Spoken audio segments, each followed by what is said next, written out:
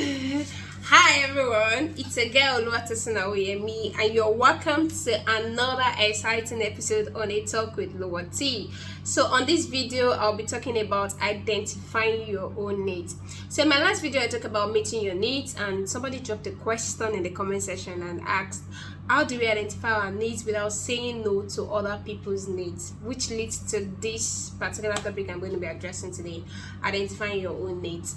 So first and foremost, what I would like to establish first is the relationship you share with yourself is the foundation to all relationship.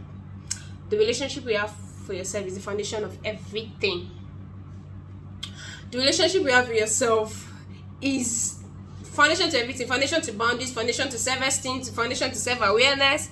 If you don't have a relationship with yourself, if you don't enjoy your own company, if you are always trying to run away from yourself every time, it's a problem. So the relationship with yourself, the relationship we share with ourselves, is the foundation to everything. It's the foundation to all relationship.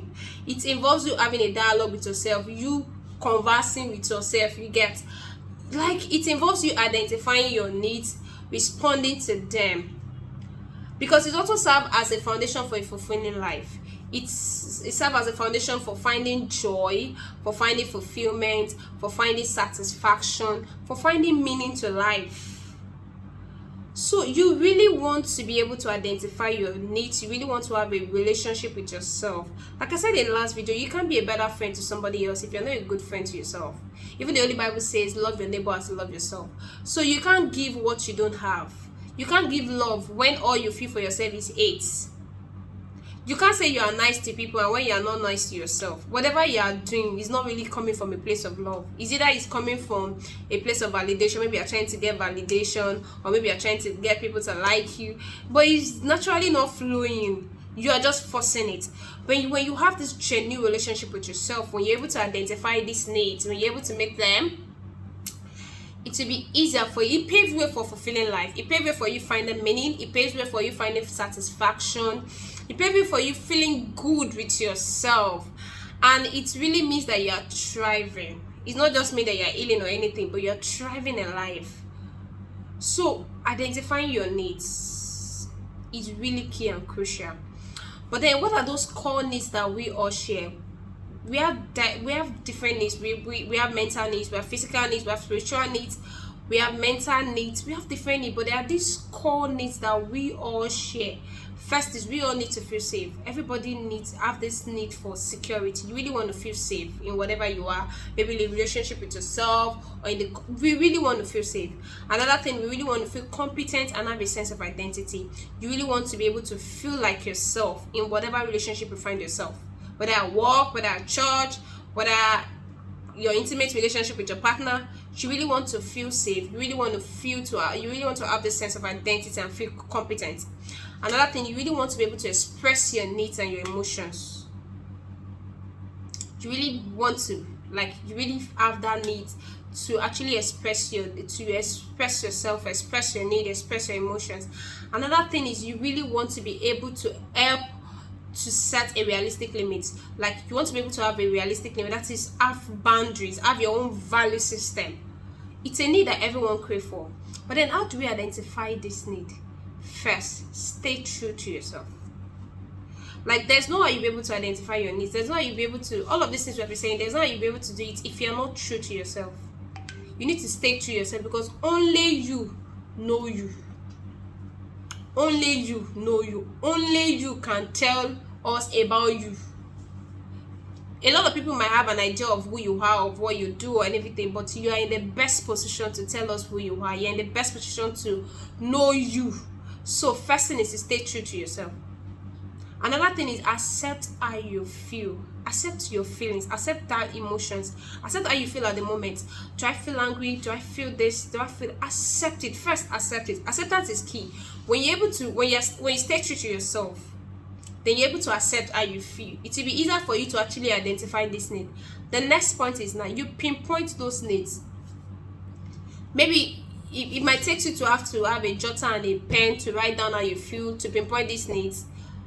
Pinpoint them. After you stay true to yourself, you accept these feelings, pinpoint your needs. Pinpoint them. Then now the next thing is ask yourself what you need. So I've pinpointed all of these things, I've pinpointed my need. But ask yourself, what do I need? Why do I need this? Why am I feeling this way? When you're able to put all of these things down and iron it down, in fact, you might need to look for a quiet place, just you yourself, and think about it.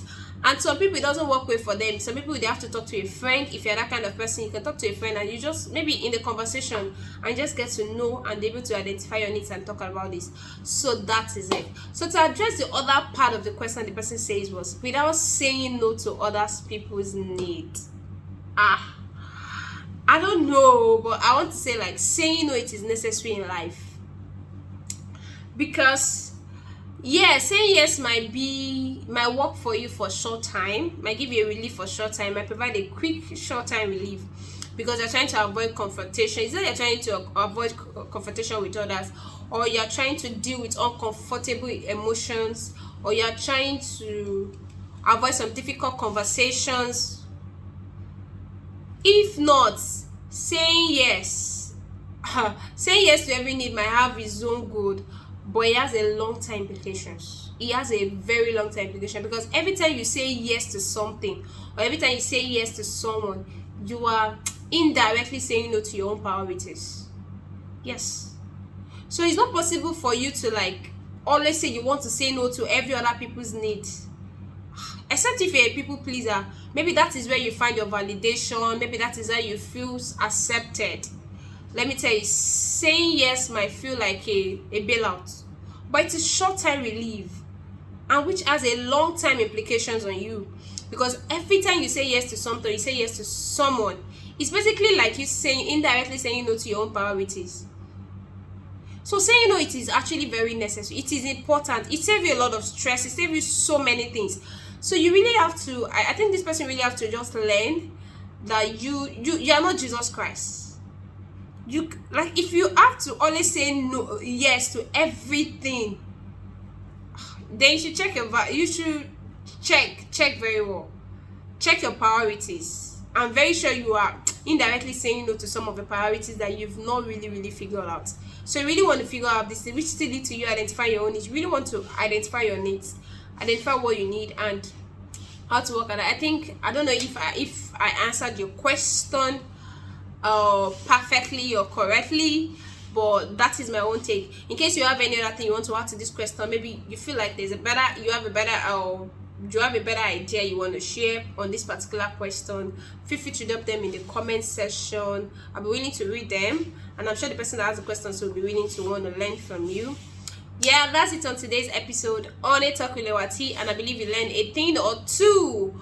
Until next time, when I catch you on yet another exciting episode on A Talk with Luwatee, remember to stay safe out there, and I love ya. Bye.